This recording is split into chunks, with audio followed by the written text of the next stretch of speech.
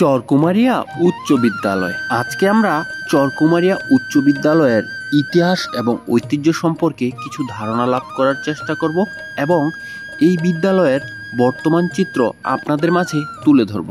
শরীয়তপুর জেলার মধ্যে যে কয়টি বিদ্যালয় রয়েছে এর মধ্যে চরকুমারিয়া উচ্চ বিদ্যালয় অন্যতম। এই বিদ্যালয়টি 1972 সালে প্রতিষ্ঠিত হয় এবং 1983 সালে জুনিয়র হাই স্কুল হিসেবে পরিচিতি লাভ করে। 1984 সালে এই বিদ্যালয়টি পূর্ণাঙ্গ হাই স্কুল হিসেবে স্বীকৃতি পায়। বিদ্যালয়টি প্রতিষ্ঠাকালীন সময়ে যে সকল ব্যক্তিবর্গ অক্লান্ত পরিশ্রম করেছিলেন তার মধ্যে হাজী মোহাম্মদ সায়েদ মোল্লা অন্যতম।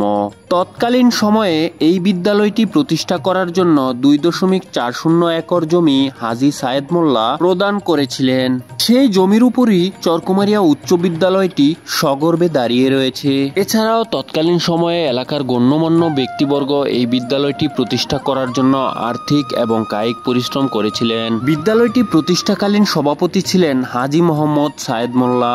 প্রধান শিক্ষক ছিলেন খবির উদ্দিন আহমেদ। পরবর্তীতে এই বিদ্যালয়ে প্রধান শিক্ষক হিসেবে নিয়োগপ্রাপ্ত হন কালাম উদ্দিন আহমেদ। তার পরবর্তী সময়ে এই বিদ্যালয়ের প্রধান শিক্ষকের দায়িত্ব গ্রহণ করেন মোহাম্মদ আলী হোসেন। মোহাম্মদ আলী হোসেন স্যার দীর্ঘদিন যাবৎ এই বিদ্যালয়ের প্রধান শিক্ষকের দায়িত্বে ছিলেন। তার পরবর্তীতে এই বিদ্যালয়ের প্রধান শিক্ষক হিসাবে দায়িত্ব গ্রহণ করেন মোহাম্মদ জসিম উদ্দিন আহমদ। এ পর্যন্ত তিনি এই বিদ্যালয়ের দায়িত্বে রয়েছেন। আপনি যদি এই বিদ্যালয়ের শিক্ষার্থী হয়ে থাকেন তাহলে অবশ্যই কমেন্ট করে জানিয়ে দিতে ভুলবেন না আপনার সময় প্রধান শিক্ষকের দায়িত্বে কে ছিলেন। আজকে এই ছোট্ট একটি ভিডিওর মাধ্যমে হয়তোবা আপনার সেই সোনালী অতীত শৈশবের স্কুল জীবনের স্মৃতিচারণে ফিরিয়ে নিয়ে গেলাম। এই বিদ্যালয়ের বিভিন্ন শিক্ষার্থী পৃথিবীর বিভিন্ন স্থানে কর্মব্যস্ততার কারণে বসবাস করছেন। আমাদের এই ভিডিওর মাধ্যমে যদি আপনার সেই প্রিয় বিদ্যালয়টি দেখে বিন্দুমাত্র ভালো লাগা কাজ করে সেটাই আমাদের সার্থকতা। এই বিদ্যালয়ে পিতামাতা তুল্য অসংখ্য শিক্ষক শিক্ষকতা করেছিলেন। তাদের নিয়ে আপনার যদি কোনো স্মৃতিচারণ থেকে থাকে সেটাও আপনারা কমেন্ট বক্সের মাধ্যমে জানিয়ে দিতে পারেন। তরুণ প্রজন্মের অনেকেই হয়তোবা চরকুমারিয়া উচ্চ বিদ্যালয়ের সঠিক ইতিহাস এবং ঐতিহ্য সম্পর্কে ধারণা রাখেন না। তাদের জন্য এই ভিডিওটি, যাতে করে তারা এই বিদ্যালয়ের সঠিক ইতিহাস এবং ঐতিহ্যের কথা জানতে পারে।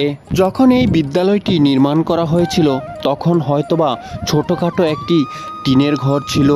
সেই টিনের ঘরটি একটা সময় জরাজীর্ণ অবস্থায় থাকলেও বর্তমানে কিন্তু এই বিদ্যালয়ে সুউচ্চ ভবন নির্মাণ হয়েছে। কালের বিবর্তনে সময়ের সাথে সাথে এই বিদ্যালয়ের নামডাক অনেক দূর ছড়িয়ে গেছে, কিন্তু যারা এই বিদ্যালয়টি অক্লান্ত পরিশ্রম করে নির্মাণ করেছিলেন তারা কিন্তু এই পৃথিবীর বুকে বেঁচে নেই। আমরা সকলে তাদের জন্য মন খুলে দোয়া করব তারা যেন পরপারে ভালো থাকেন। শহর কিংবা গ্রাম, দেশ কিংবা দেশের বাইরে যে যেখান থেকে এই ভিডিওটি দেখছেন, যদি আপনার বিন্দুমাত্র ভালো লেগে থাকে, আপনার যদি স্মৃতিচারণ থেকে থাকে, অবশ্যই আমাদের সাথে শেয়ার করবেন। পরবর্তীতে আপনারা কোন বিদ্যালয় দেখতে চান সেটাও জানাবেন।